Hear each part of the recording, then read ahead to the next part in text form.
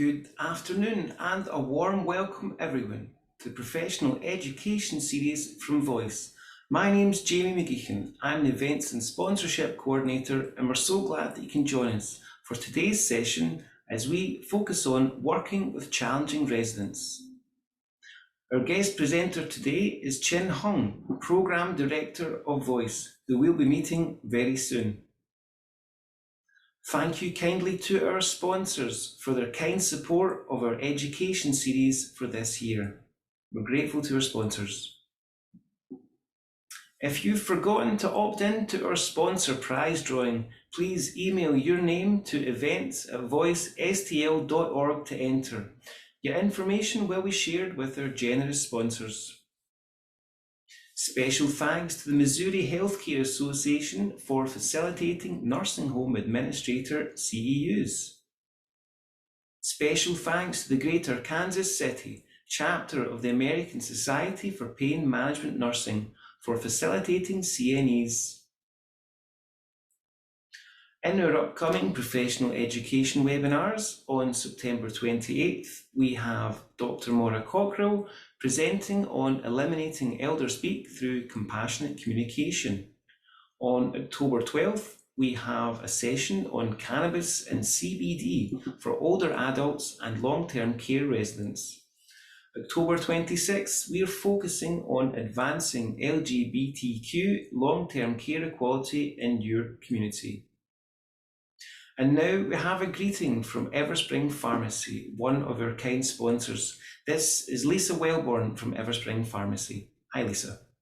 Hello, everyone, and thank you for attending this voice seminar. My name is Lisa Wellborn, and I'm in charge of account relations at Everspring Pharmacy. I'm new to the company and will be replacing Karen Cox as she is retiring at the end of October. I'm very excited to be representing Everspring Pharmacy. Our pharmacy is an independently owned, experienced long-term care pharmacy based in St. Louis, Missouri. We serve many communities in the Midwest area. Everspring specializes in servicing individuals with cognitive, intellectual, and developmental disabilities in various settings. Besides behavioral and mental health residential homes, we also offer our pharmacy services to assisted living and memory care communities. We consider ourselves a boutique pharmacy, which means we are able to specialize our services to accommodate the individual needs of each community. We are able to serve each specialized population with excellence, putting the needs of our customers first. Now, here is a message from our founder, Steve McConnell. Hello, and welcome to Everspring Pharmacy.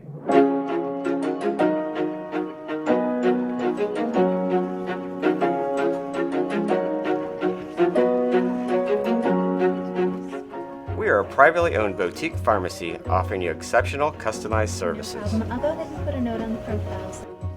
Our registered pharmacists and nurse consultants are ready to help you with your needs.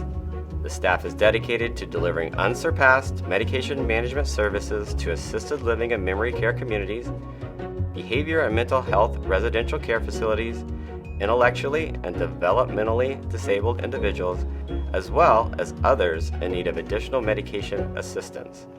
We are available 24 hours a day and deliver right to your doorstep. Our comprehensive approach connects you with Everspring Pharmacy's team of experienced, highly qualified pharmacists, nurses, and technicians, each of whom will get to know all of your team's needs. We have a drive to provide the highest level of customer satisfaction. The individuals we serve come first, and everything else we do stems from that foundation. Our consulting services have developed innovative processes and technology solutions.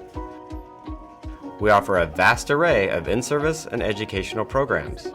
Our experienced team members create new programs for you as developments arise.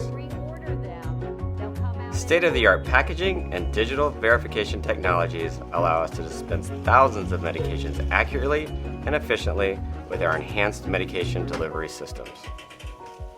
This system is easy to use and administer, which saves time and labor to you, our customer. It offers unsurpassed packaging flexibility to provide for all of your medication scheduling requirements and reduces the opportunity for errors. Everspring Pharmacy is privately owned and operated.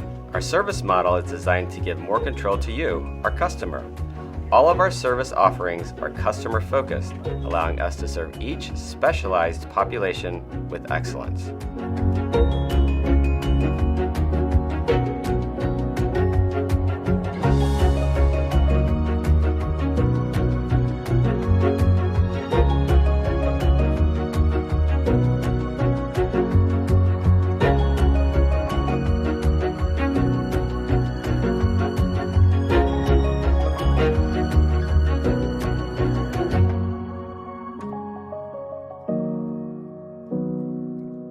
Get to know us and let us help you.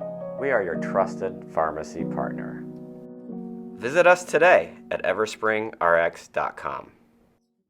And now over to Chien Hung, Program Director of Voice for our presentation. Hi, Chien. And my name is Chien Hung, and I am the Program Director of the Ombudsman Program, the Mental Wellness Program, and Voice Connect Program. So today, my presentation here is to talk about the working with challenging residents. And I believe each one of us, we've encountered similar issues. So Jamie, next slide, please. So like I said, this is my name and my credentials there, and my contact information on the bottom on the left hand side. So so I have a master's degree in social work. I have a master's degree in gerontology and RYT. That means I am actually a registered yoga teacher in Missouri. And the reason I mentioned that I'm a registered yoga teacher, we will use that at towards the end of the session. So next slide, Jamie.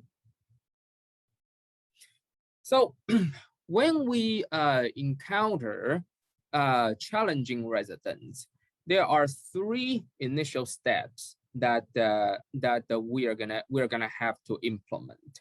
So the very first step, we're gonna actually figure out, recognize that difficult behaviors, what are their causes? That is our first step. So it could be medical and it could be non-medical. So and medical issues, we work in long-term care industry. So dementia, we will encounter that day in, day out. And then there might be psych issues. There might be cognitive impairment that we would encounter. So that's the medical issues. So we will talk about how to deal with those challenging behaviors caused by medical issues.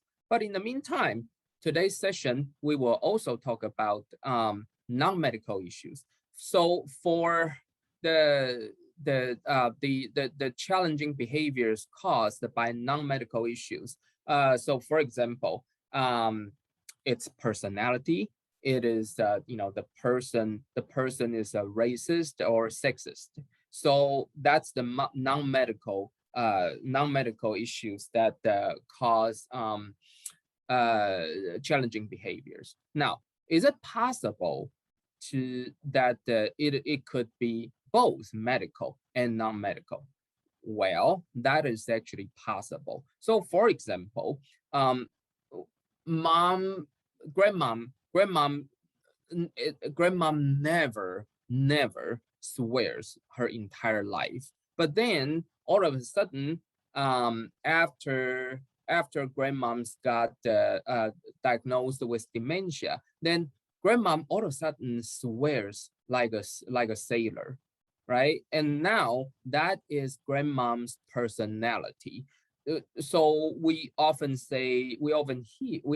hear that people say, well, grandmom lost her filter.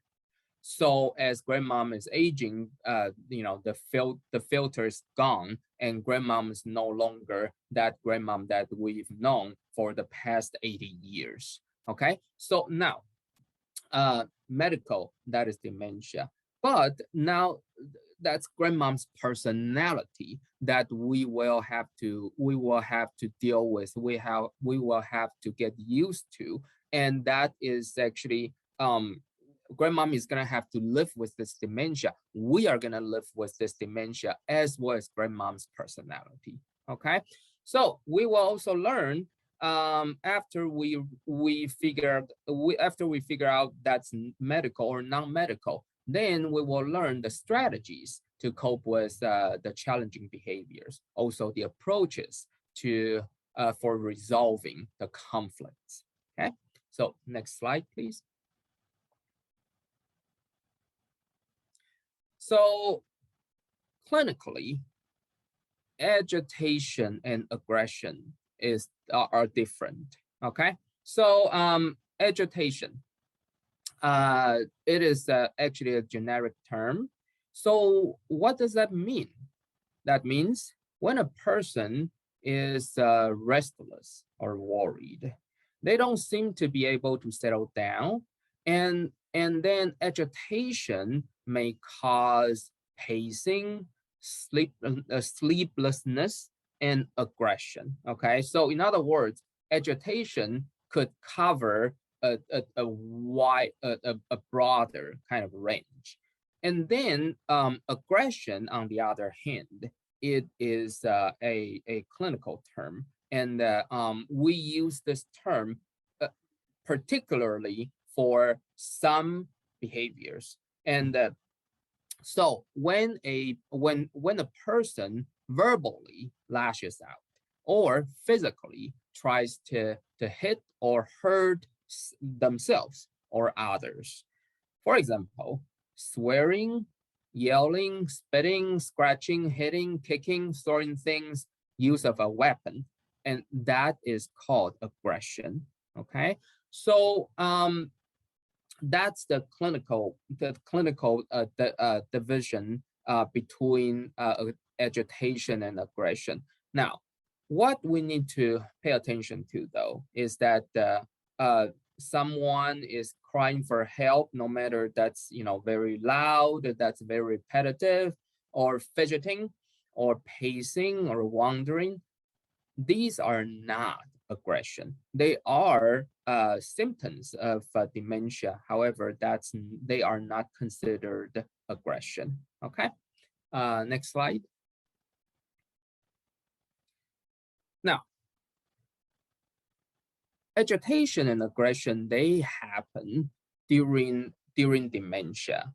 And so in dementia, actually, different kinds of dementia caused by different illness.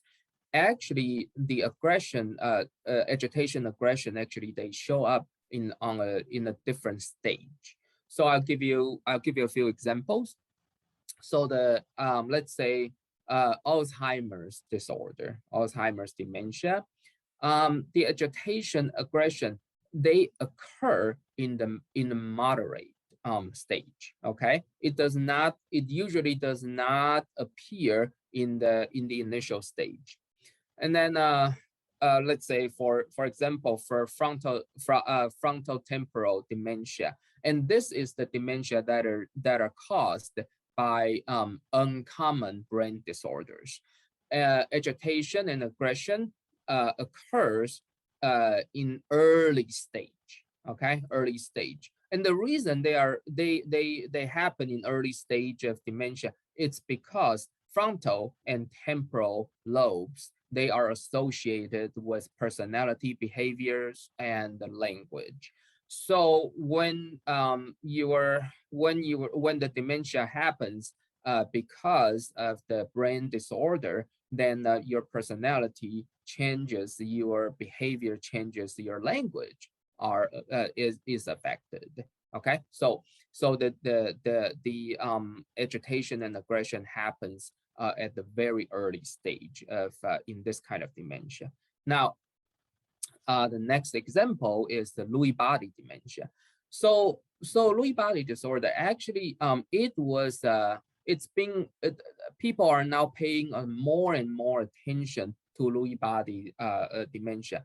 Lewy body dementia, among all different sorts of dementia, it is actually the third most common dementia. If we are talking about all the dementia cases, it is somewhere between 5% and 10% of dementia cases. They are actually Lewy body dementia. Okay, so Lewy body dementia, they could cause agitation and aggression, and this kind is actually very interesting. The agitation and aggression, it occurs in the rapid eye movement sleep, REM sleep. So then this kind of aggression, it is called RBD. So RBD, that means REM sleep behavioral disorder. Okay, RBD.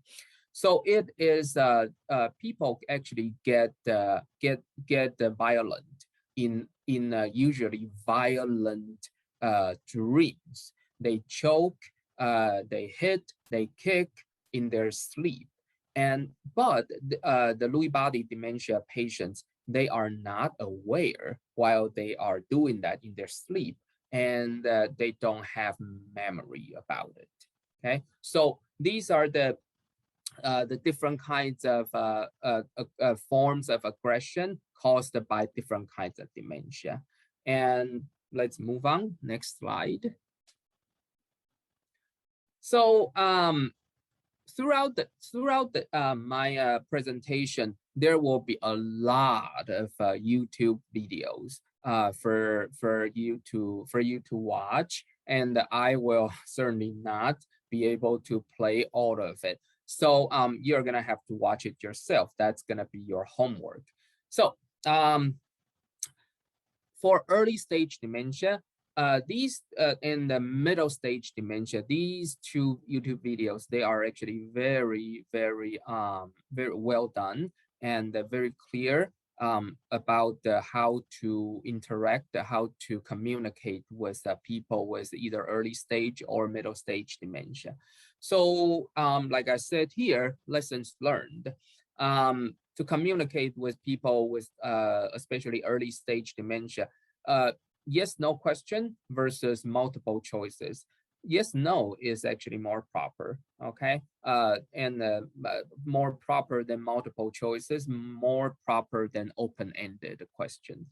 And so rather than asking, well, look at this TGI Friday's menu, what do you want to eat?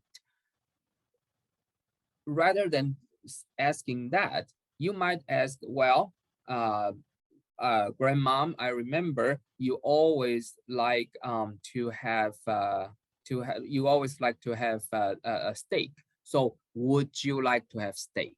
So yes, no question. Okay, and then when you give instructions, break it down one step at a time. So don't say, well, go to your closet, pick up a shirt, and then put on your shirt, then find your belt, and then put on your pants, tuck it in, and then put on your belt. No, that's way too many instructions. So one step at a time.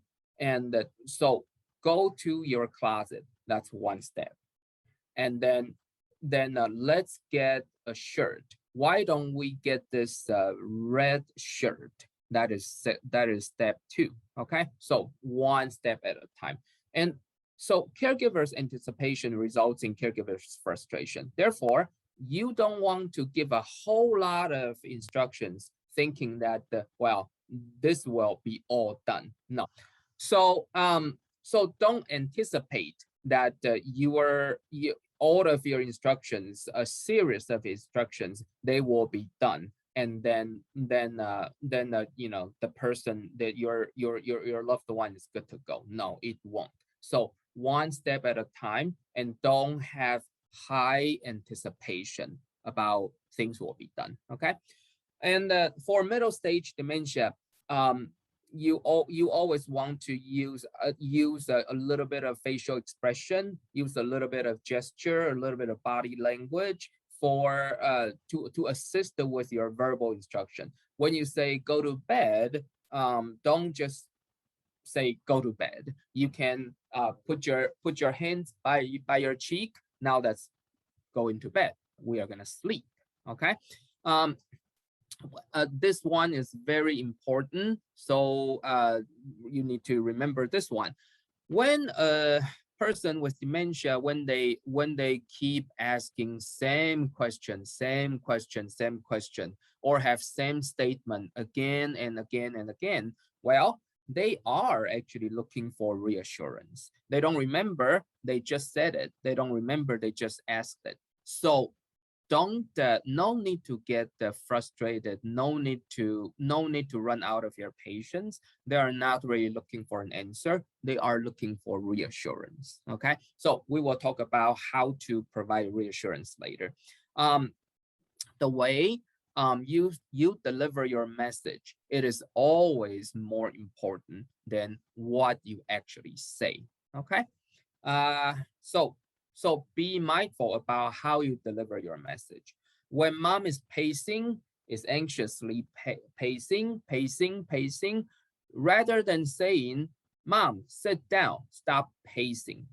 Well, you might want to say, "Mom, come on over here, sit with me on the couch." That might be a little bit more proper.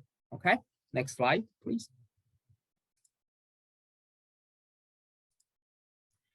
So try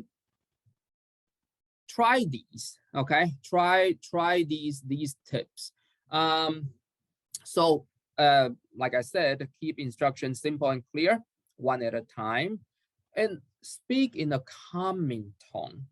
Don't be bossy, don't be condescending, because while they might not really remember what you said to them, they will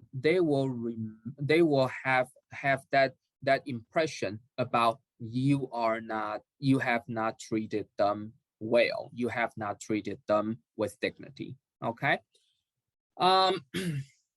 Use calming gestures and gentle touch. Now, for this one, of course, the gentle touch, you will actually have to have your resident or your loved one's consent, because sometimes people don't want you to touch them. That means don't touch them. Okay, give them sufficient time and space. So don't get way too close to them and make them feel crowded and anxious. And then it takes them 90 minutes for them to get up, for them to run through the entire ritual and to finish the breakfast and so on and so forth. Then give sufficient time. So either schedule your appointment a little bit later. So rather than 8 o'clock in the morning, you might want to consider, well, let's schedule this at this appointment in the afternoon, or you know that you are gonna be running into frustration and difficulties. Then just stop giving them that kind of rush. We need to rush through in order to get to the appointment. No, you anticipate that this will be taking longer, then schedule your appointment a little bit later. Okay, simplify the environment. Don't put too much stuff in the closet. Don't make the entire room too complicated. It will be safer too. Okay, and remove and lock away sharp, dangerous objects. So you need to stay safe for both yourself as well as your residents. Redirect with distractions, enjoyable or pleasant activities. What that means is this. So you want to, grandmom Grandmom is in her 90s. Grandmom is anxious about, well, I'm gonna have to start getting ready so that when the kids come back home at 4 o'clock and the husband comes back home at 6 o'clock, I will have the snacks ready for the kids. I will have to have dinner ready for the husband. Well, while the kids are all grown, and then the husband has died 30 years ago. So rather than arguing with grandmother about your husband has been dead since 30 years ago, no need to do that. Redirect and provide some kind of enjoyable and pleasant distractions. For example, when grandmom is anxious about the I got to get dinner ready by 6 o'clock, then tell grandmom, well, grandmom, it is only 1 o'clock right now, and we just had our lunch. Why don't we go have a lemonade, have a piece of cookie, and then we can also look at the photo album, and then I promise you we are not gonna be late. Okay, so dinner won't be late, I promise you. So let's come with me, and then let's have a lemonade and a cookie, right? So enjoyable and pleasant activities as your distractions, and now provide reassurance. What is that? And that means that provide reassurance. You don't have to lie to tell grandmom that, well, it's still early, and then we will get dinner started when grandpa is coming back home. Well, grandpa will not come back home because grandpa has passed 30 years ago. But provide reassurance, and it is that, well, grandmom, I hear you, I understand, but look, it's only 1 o'clock in the afternoon. We won't be late. Okay, dinner won't be late. You can say that rather than lie to grandma.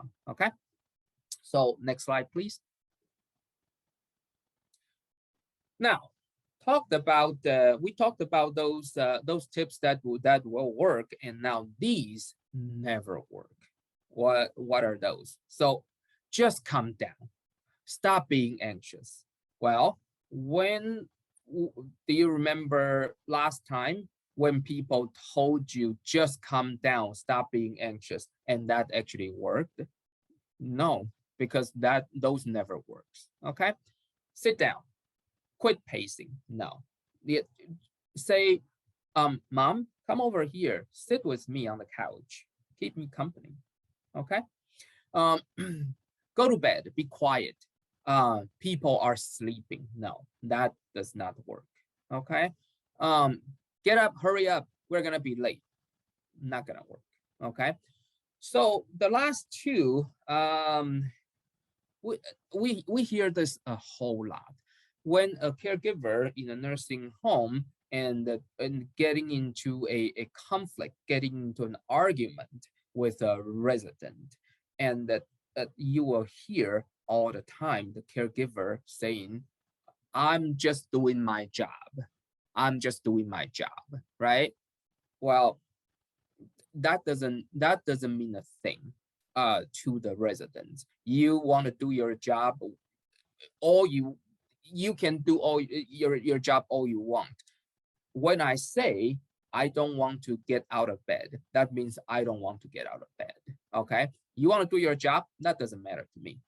Okay, so find a different way, different tone to phrase it, to find a different way to deliver your message, to communicate. Okay, the last one, I told you so many times, why don't you remember? Well, that is because they have dementia. That's why they don't remember. My question for the caregivers, however, is this: why don't you remember to stop asking questions like that? You need to remember because they have dementia and you don't. Okay. The last one. This is the part that I always mention when I give ombudsman training. And what is that?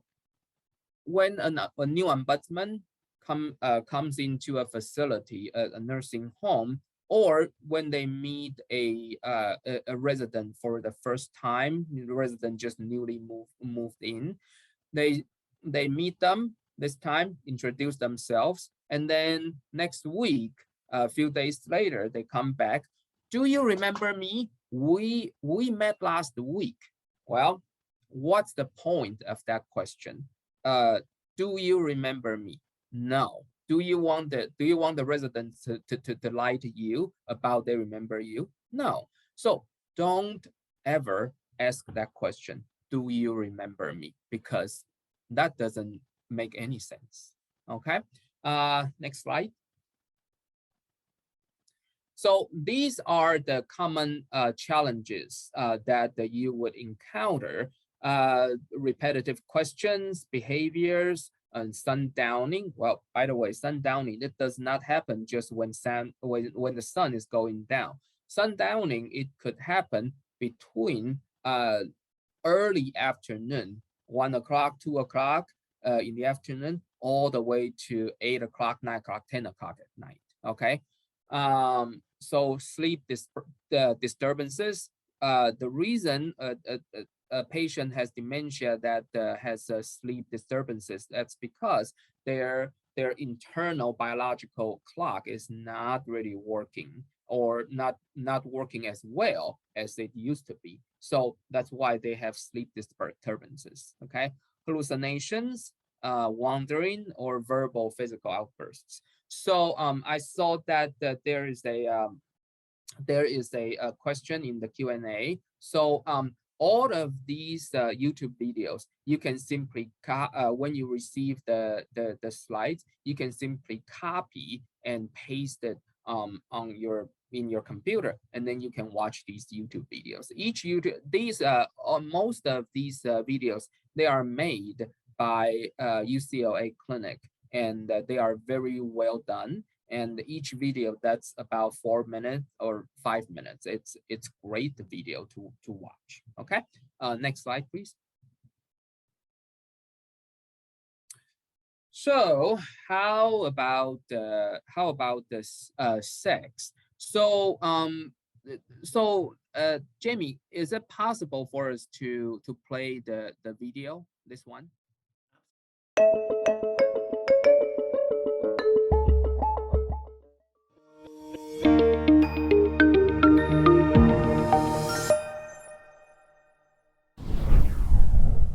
Mr. Brown has moderate dementia and continues to live in his apartment. His only daughter lives nearby and works full-time. He's able to afford a private caregiver who stays with him when his daughter isn't able to help. He hasn't done well in adult day programs due to his sexually inappropriate behavior. I'm his 4th caregiver, as the others have quit when they can no longer manage his behavior. It's a real problem.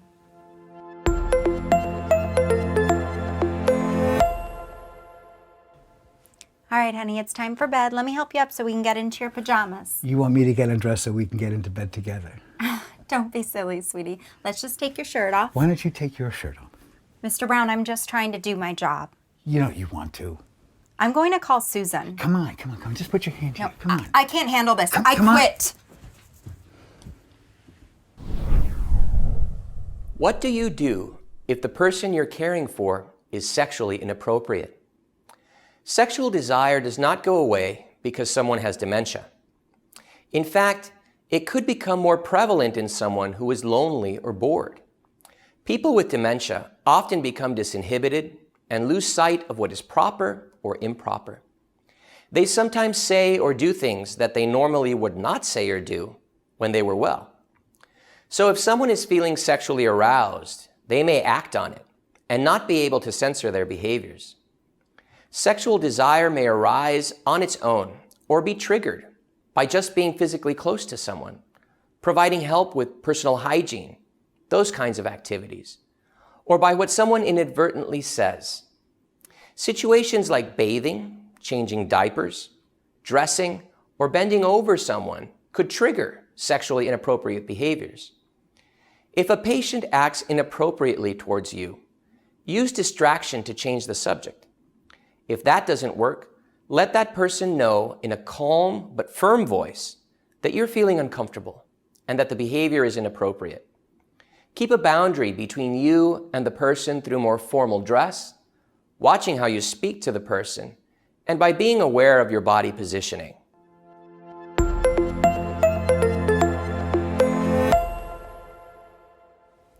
Mr. Brown, it's time for bed. I need you to put on your pajamas. You want me to get undressed so we can get into bed together? Mr. Brown, let's just get you changed. Why don't you take off your shirt? Mr. Brown, did you have a nice visit with your family earlier? I see they brought some new pictures of your grandkids. You know you want to. Come on. It's a little chilly tonight. I brought your warm pajamas. Let's get them on you so you don't catch a cold. Come on, just put your hand over here. Let go of my hand, sir. Come on. Let go. Thank you. Let's go brush your teeth and then we'll come back and get you dressed for bed. Okay. What do you do if the person you're caring for is sexually inappropriate?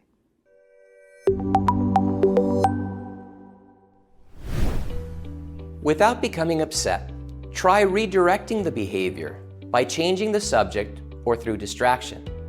Address someone by their name, either their first name or Mr. or Miss, but avoid more intimate names like honey or sweetie.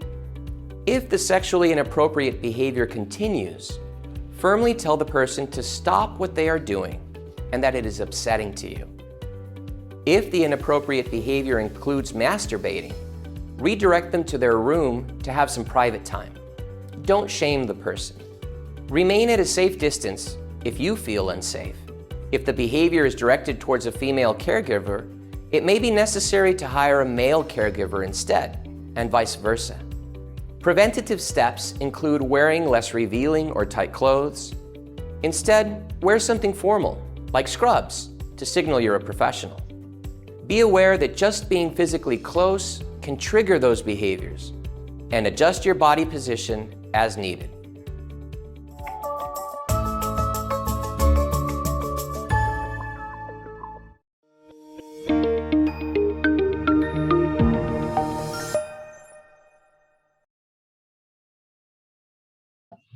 Let's go to next slide. So environmental practices, this is for a good, this is good information for nursing homes, especially for the nursing home companies. This is how you need to pay attention to what you need to pay attention to. So I'm not gonna go through these, and let's go to the next slide. So now we talked about when the challenging behaviors are caused by medical reasons. So we talked about it. Now this is about non-medical reasons. So if the person has not been a decent or has been a rude person their entire life, then probably, you know, when they're old, they are still rude. Or they are still racist. What do you do with this? Okay, so the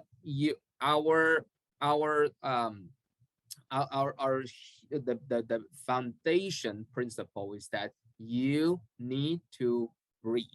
You need to breathe. Okay, and then you might need to walk away. Okay, so when the challenging behaviors are caused by non-medical reasons, so the first principle, understand the cause. Okay, so they live in a nursing home, they are old, they are frail. No matter how what kind of socioeconomic status they were, right now they're in a nursing home. They are old and frail. So so you need to perceive the issues objectively. Okay, don't take it personal, and people just understand that people do what they do more because of them, not because of you. Okay, identify and recognize the positive intent. Okay, they are powerless. So they might have a lack of feeling worthy. They might have a lack of self-esteem. So you remember this, okay? Keep breathing, choose your response. Now, very important, choose your response. It's to respond, it is not to react, okay?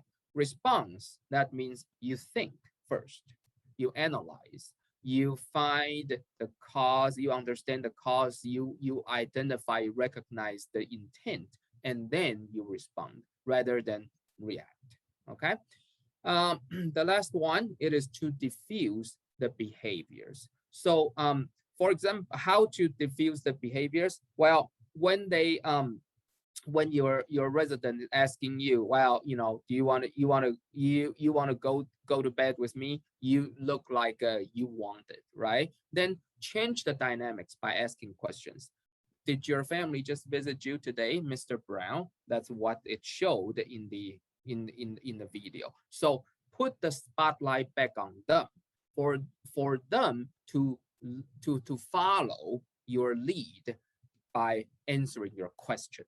Okay, so take that power back. So do not follow their lead and then going into that rabbit hole of power struggling. Okay, next slide.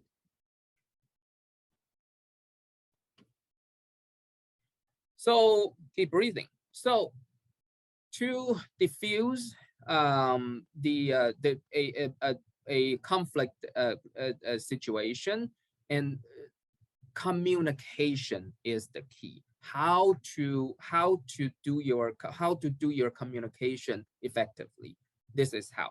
There are three big elements, three crucial elements in communication, and that is the fact, the emotions, the needs. So you need to state your fact.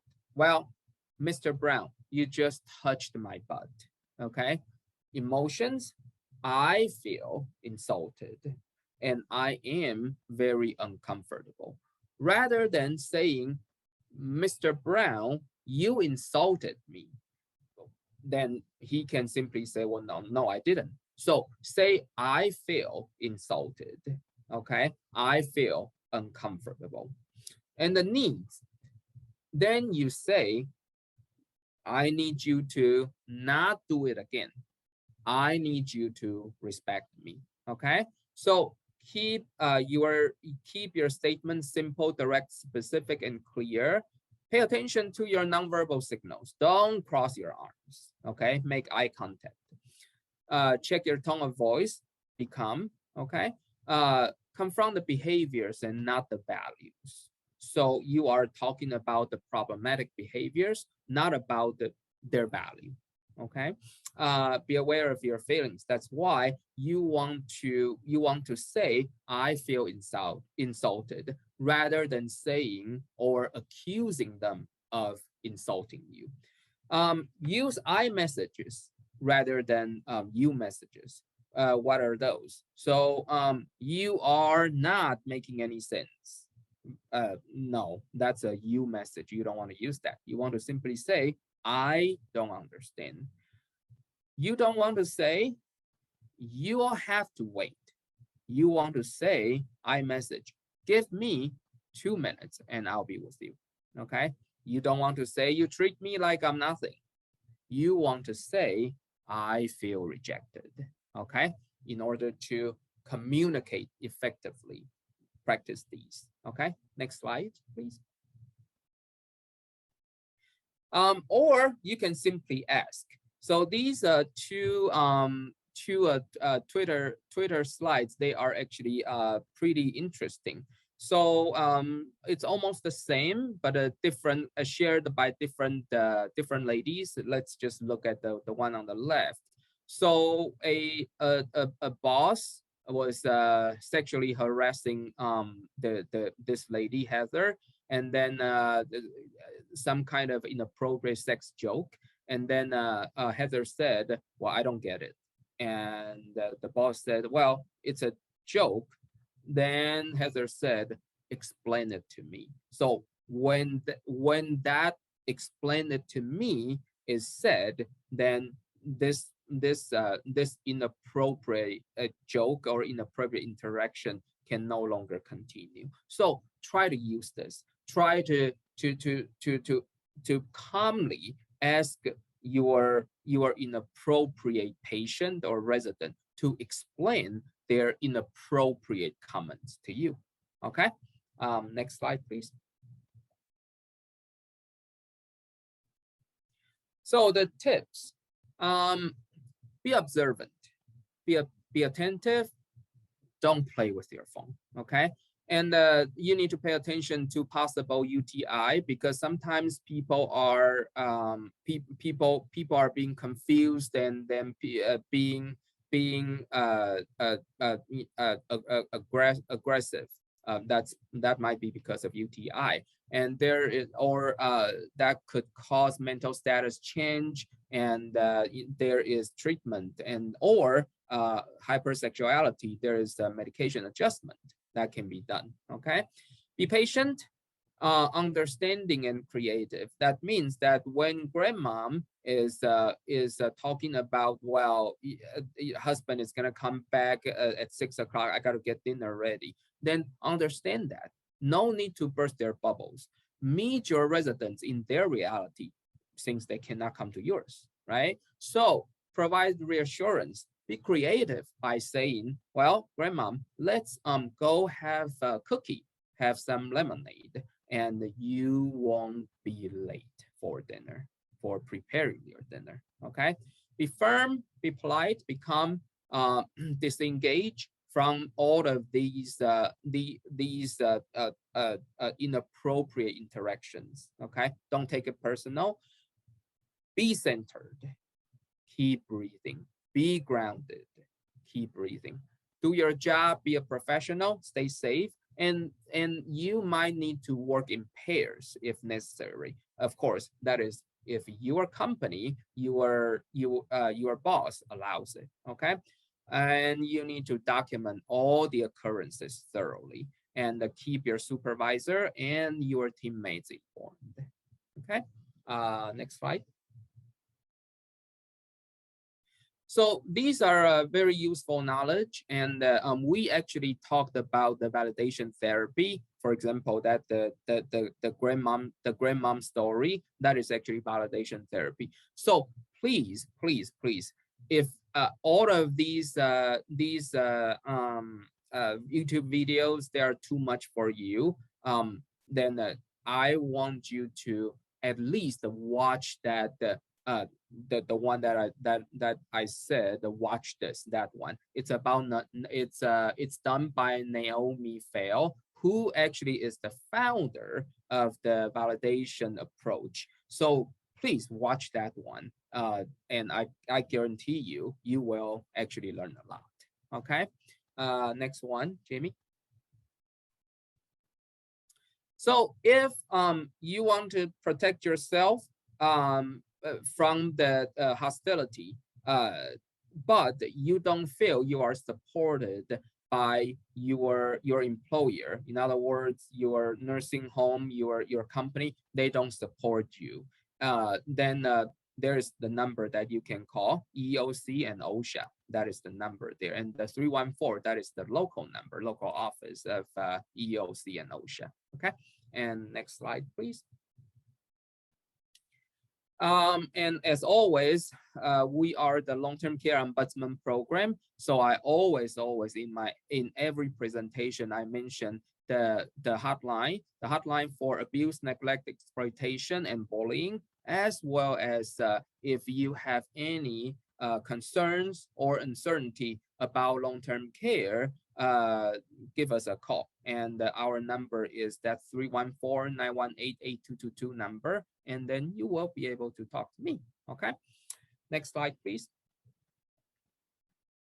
So working with challenging residents is just like a meditation. It is actually a form of meditation. You need to detach yourself from all the hostility. Okay, quiet yourself down, become be centered, be grounded, and you need to inhale deep. You need to exhale long. This is exactly the same approach when you want to meditate. Okay, that's why I said in the beginning that I'm a yoga teacher and I teach meditation as well. Okay, the last slide, Jamie.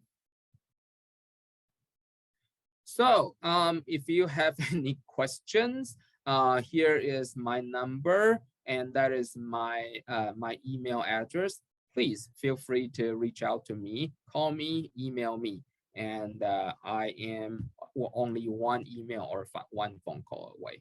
Okay, thank you so much, and let's see if we have any questions here.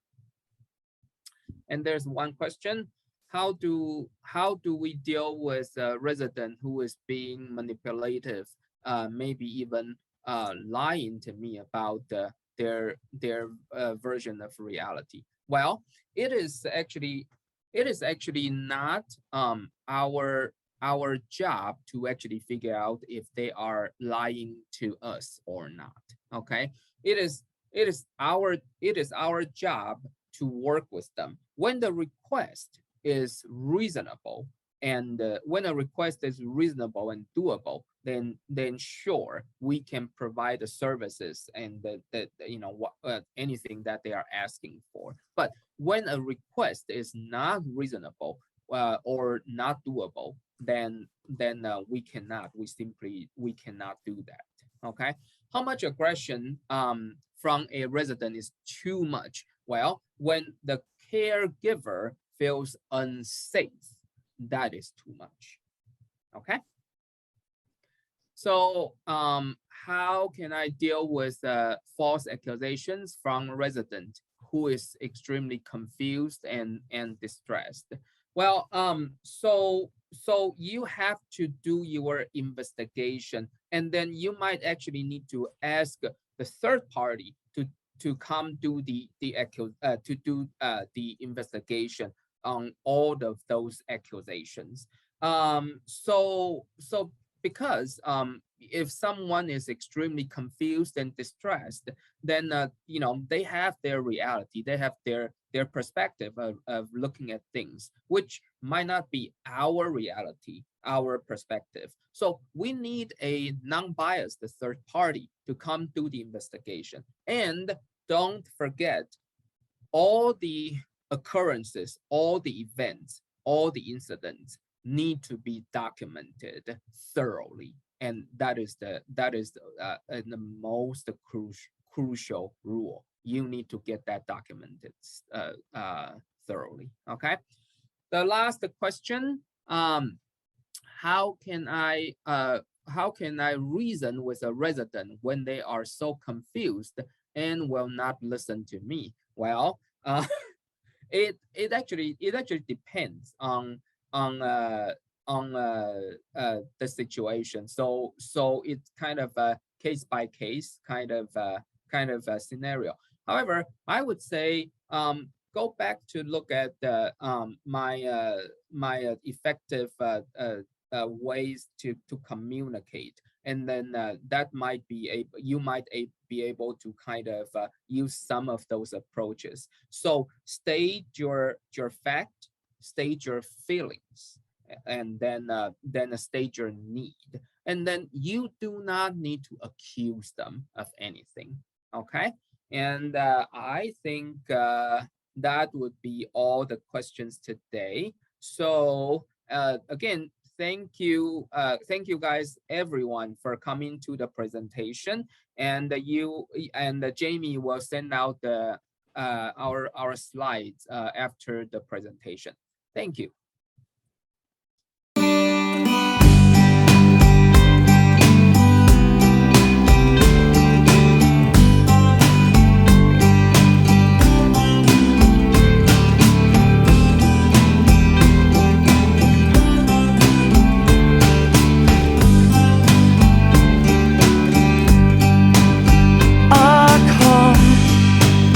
From a town that celebrates wedding folk like me hung around. But if it wasn't for us, there wouldn't be time to stop and pause at the slightness of sound.